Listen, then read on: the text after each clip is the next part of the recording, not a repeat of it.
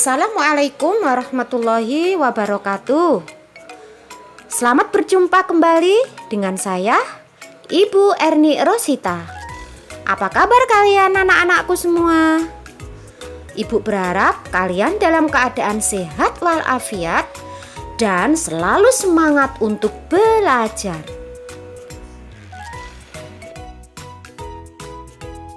Anak-anak, kali ini kita akan belajar bahasa Indonesia kelas 8 semester genap. Materi yang akan kita pelajari adalah materi teks persuasi pada kompetensi dasar menelaah struktur dan kaidah kebahasaan pada teks persuasi. Nah, anak-anakku semua, sudah siapkah kalian belajar bersama Ibu?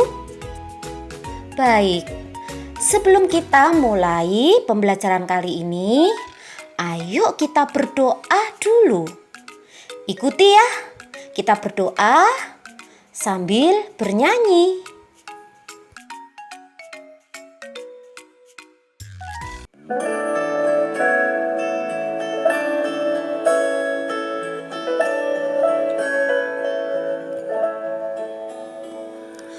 Rabbi shrahli sadri wa yassirli amri wahlul 'uqdatam min lisani yafqahu qawli. Ya Allah, lapangkanlah dadaku, mudahkan urusanku, lancarkan lisanku, dan baguskanlah ucapanku.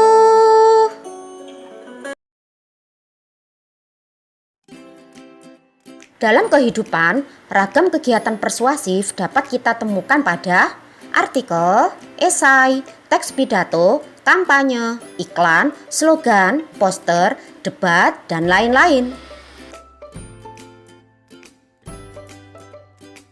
Ciri-ciri teks persuasi terdapat 1. Kalimat argumen, 2.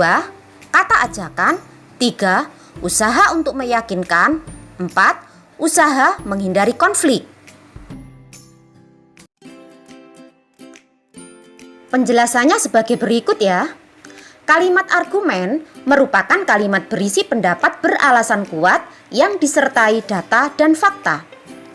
Kata ajakan merupakan kata-kata bercirikan penanda, misal ayo, mari, sebaiknya, perlu, seyogyanya, maupun kata berpartikel lah.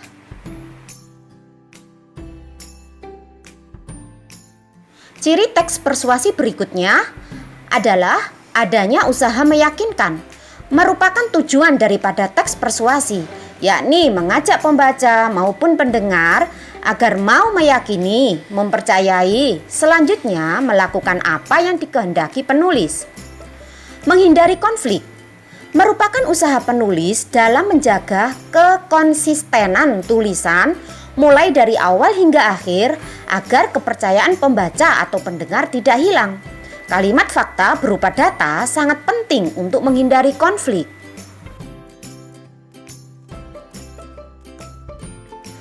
Apa sih tujuan dari teks persuasif? Yang pertama, merayu, membujuk, memengaruhi, mendorong, mengajak, mengimbau, meyakinkan.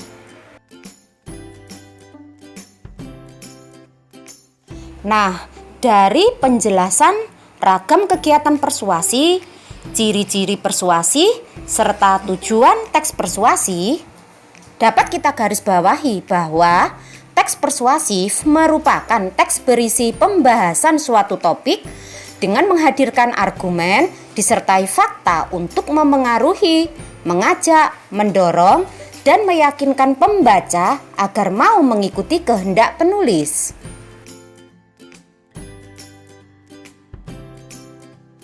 Penjelasan berikutnya struktur teks persuasif. Apa saja struktur teks persuasif? Yang pertama diawali dengan pengenalan isu, berupa pengantar teks yang mengenalkan isu atau permasalahan yang akan dibahas pada teks. Kemudian rangkaian argumen, berupa rincian pendapat atau argumen penulis mengenai isu yang dibahas. Argumen berupa sajian fakta, data untuk mendukung argumen. Struktur berikutnya yakni yang ketiga, pernyataan ajakan, berupa kalimat-kalimat dorongan yang memengaruhi kepada pembaca atau pendengar untuk melakukan kehendak penulis. Yang keempat, penegasan kembali, yakni mengulang kembali pernyataan yang menjadi inti isu sebelumnya untuk memperkuat argumen-argumen.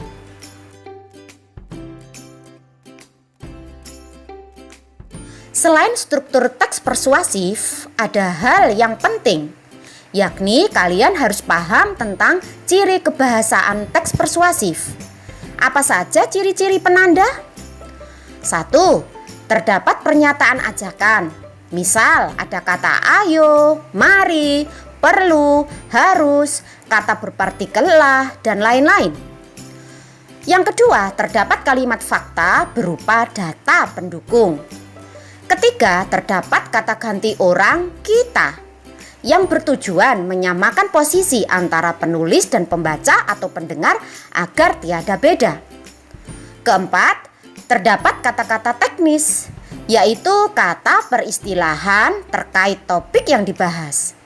5. Terdapat kata-kata penghubung atau konjungsi yang argumentatif atau kausalitas. Misal, sebab, karena, dengan demikian, akibatnya, oleh karena itu, dan lain-lain. 6. Terdapat kata kerja mental. Apa itu kata kerja mental?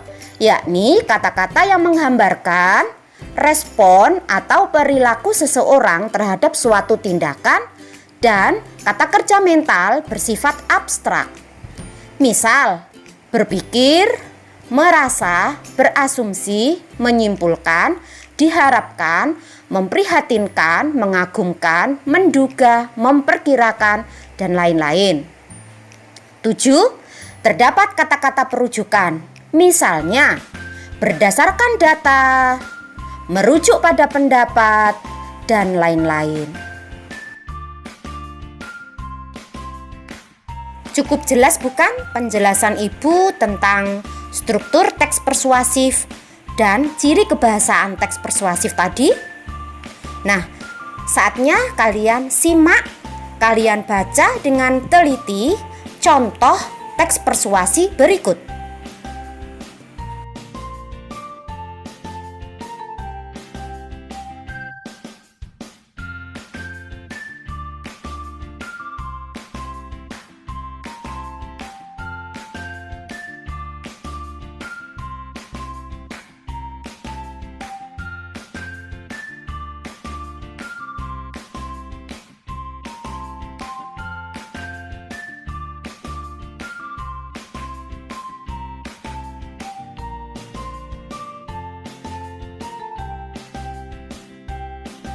Anak-anak, sesuai dengan kompetensi dasar pembelajaran kita kali ini, yakni menelaah struktur dan ciri kebahasaan teks persuasif, maka mari kita berlatih menelaah struktur dan kebahasaan teks persuasi.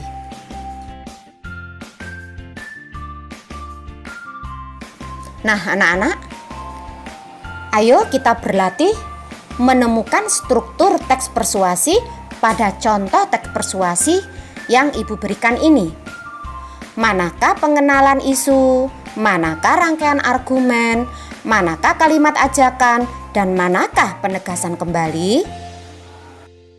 Pengenalan isu ada pada bagian awal, yakni paragraf pertama. Isu apa yang hendak dibahas? Pandemi COVID-19 merupakan tantangan besar bagi dunia pendidikan karena pembelajaran dilakukan melalui daring, misal menggunakan Zoom Meeting, Google Form, Google Classroom, Google Meet, dan lain-lain.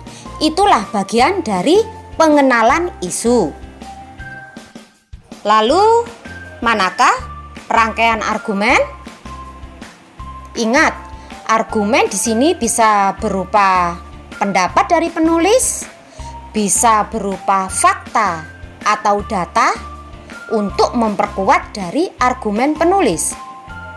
Dari contoh teks persuasi ini, bagian yang Ibu beri warna putih mengandung argumen. Sewaktu Menteri Pendidikan kita, Nadiem Makarim, memutuskan untuk memberlakukan belajar dari rumah sejak awal tahun 2020, keseimbangan pola hidup dan pola rutinitas dari kita semua seolah bergejolak.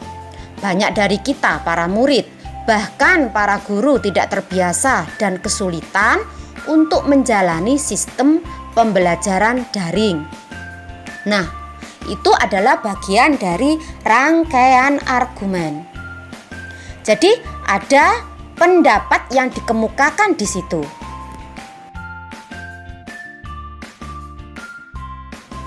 Berikutnya, masih rangkaian argumen. Karena memang bagian dari rangkaian argumen itu lebih banyak dari bagian yang lain. Nah, apakah kalian sudah menemukan? Iya, betul. Ayo kita cocokkan. Berdasarkan data dari Badan Pusat Statistik, bulan Maret tahun 2020, penggunaan internet selalu meningkat setiap tahunnya, di mana tahun ini meningkat sebanyak 6,27%, yaitu sebanyak 59,33%, yang artinya tanpa adanya pandemi pun kemampuan melek teknologi itu cepat atau lambat akan semakin diperlukan. Nah, bagian itu mengandung argumen yang berisi fakta. Hayo, apakah kalian menemukan lagi rangkaian argumen? Ya, kita cocokkan yuk. Nah, ada pada paragraf yang berbunyi, dikutip pada publikasi Potret Pendidikan Statistik Pendidikan Indonesia tahun 2020, Diskominfo pada tahun 2017, dan seterusnya. Kalian baca ya. Nah, bagian itu yang berwarna putih masuk pada rangkaian argumen. Ada argumen yang bersifat fakta di situ. Kalian sudah paham?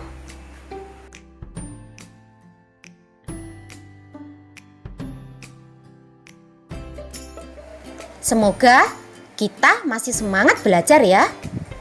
Nah, kita lanjut pada paragraf berikutnya.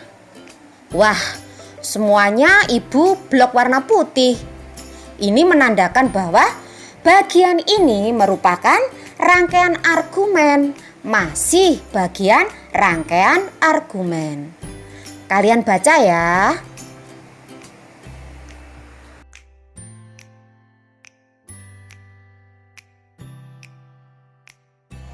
Anak-anak, kita sampai pada struktur yang ketiga, yakni kalimat ajakan. Sepanjang paragraf yang kalian baca tadi, tentu saja ada kalimat ajakan, bukan?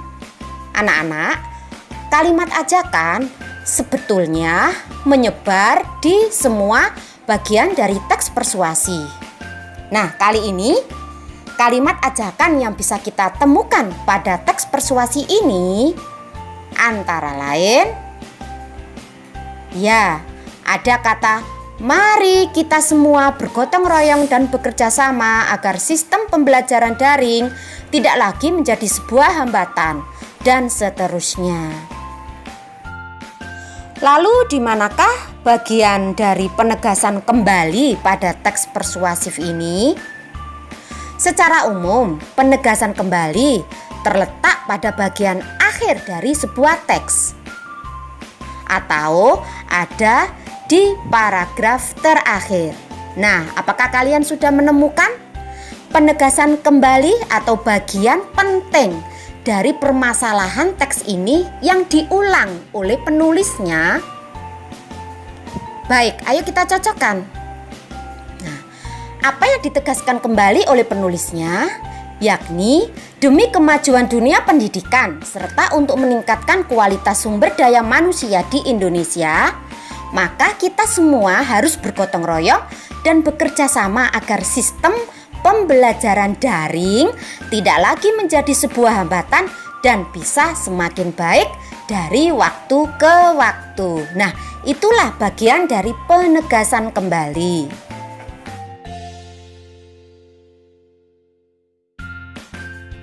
Anak-anak, masih semangat ya belajar bersama dengan Ibu Erni Rosita?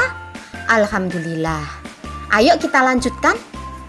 Pembahasan kita berikutnya adalah kita mencoba menelaah ciri kebahasaan teks persuasi yang sudah Ibu contohkan tadi.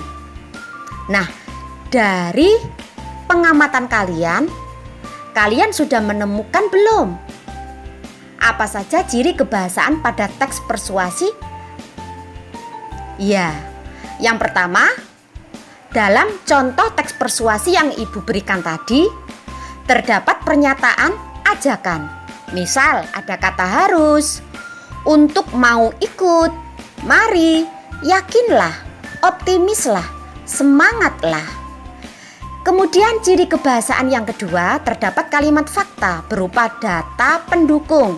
Misal, pada kalimat Nadiem Makarim memutuskan untuk memberlakukan belajar dari rumah sejak awal tahun 2020 dan seterusnya.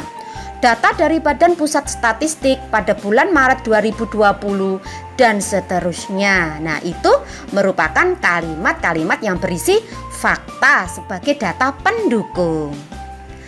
Kemudian ciri kebahasaan berikutnya yaitu terdapat kata ganti orang kita. Nah, tadi ada bukan? Nah, tujuannya adalah menyamakan posisi antara penulis dan pembaca agar tiada beda.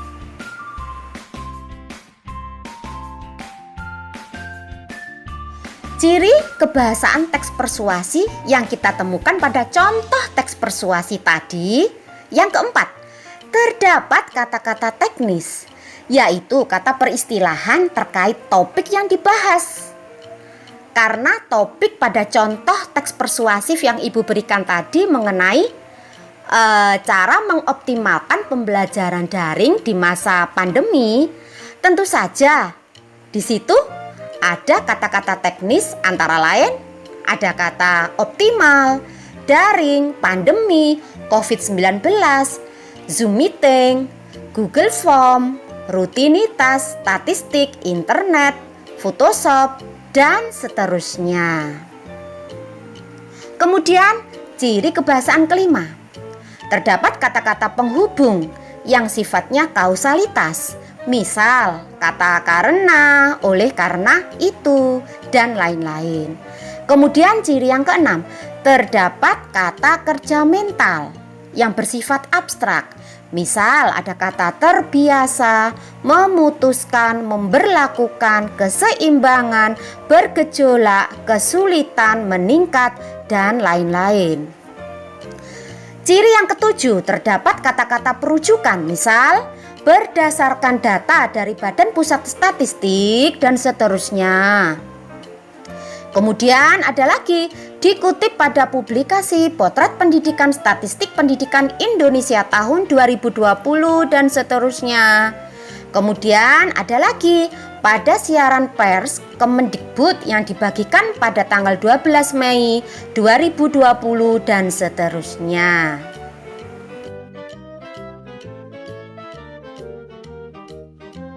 Alhamdulillahirabbil alamin.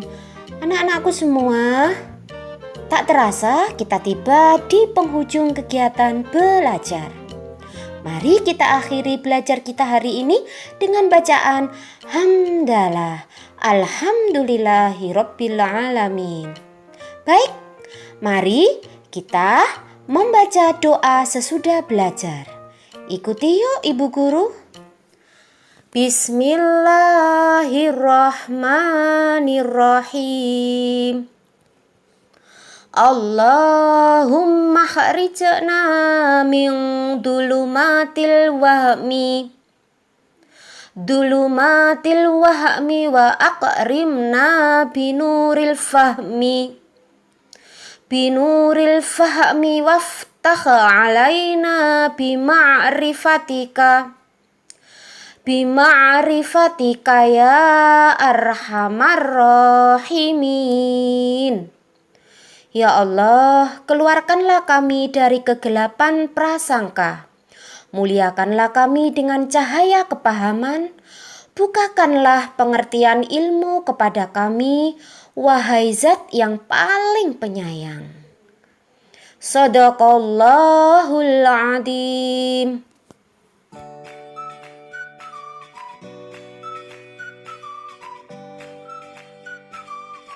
Anak-anak, sebelum Ibu mengakhiri pembelajaran kita kali ini, Ibu mengucapkan terima kasih kepada kalian karena selalu semangat belajar bersama Ibu. Semoga apa yang sudah kita pelajari kali ini, yakni tentang teks persuasi menelaah struktur dan ciri kebahasaannya, bisa bermanfaat untuk kalian semua. Ibu akhiri dengan ucapan wassalamualaikum warahmatullahi wabarakatuh. Sampai berjumpa kembali pada video pembelajaran berikutnya.